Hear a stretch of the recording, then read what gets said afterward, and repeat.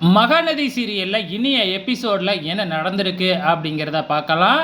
இங்க எல்லாருமே குடும்பமா உட்காந்து சீட்டு விளையாண்டுகிட்டு இருக்கிறாங்க. இங்க ஆகாஷோட அப்பா, ஆகாஷோட தங்கச்சியும் ஊர்ல இருந்து வந்திருக்கிறாங்க. எல்லாருமே சீட்டு விளையாண்டுகிட்டு இருக்கும்பொழுது காவேரி வராங்க. வேணும்னே காவேரி கிட்ட வம்பிழுக்கிறாங்க. "நீனும் விளையாட வரியா?" அப்படின்னு சொல்லிட்டு.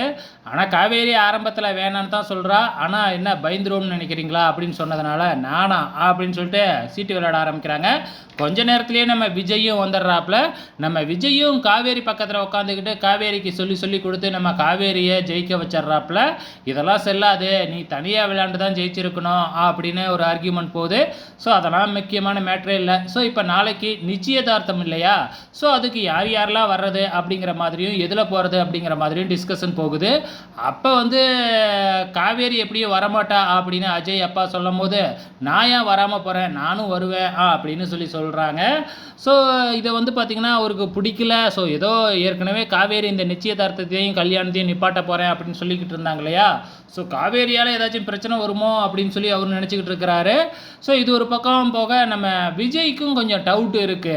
ஏற்கனவே காவேரி வந்து இந்த கல்யாணம் பிடிக்கலன்னு சொல்லிக்கிட்டு இருந்தா, இப்ப இவ்வளோ சந்தோஷமா நிச்சயதார்த்தத்துக்கு வரேன்னு சொல்றாளே, ஏதாச்சும் பிளான் வச்சிருக்கியா? அப்படின்னு சொல்லி கேட்குறாங்க.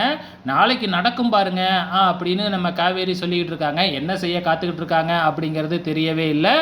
ஸோ நாளைக்கு நிச்சயதார்த்தத்துக்கு வந்து பார்த்தீங்கன்னா, ரெடி ஆகி வந்து பார்த்தீங்கன்னா, அங்க ரோகிணியோட அப்பா பசுபதி எல்லாமே வெயிட் பண்ணிக்கிட்டு இருக்கிறாங்க. ஸோ ஃபர்ஸ்ட் எடுத்தோனே அஜயோட ஃபேமிலி தான் போய் கார்ல இறங்குறாங்க.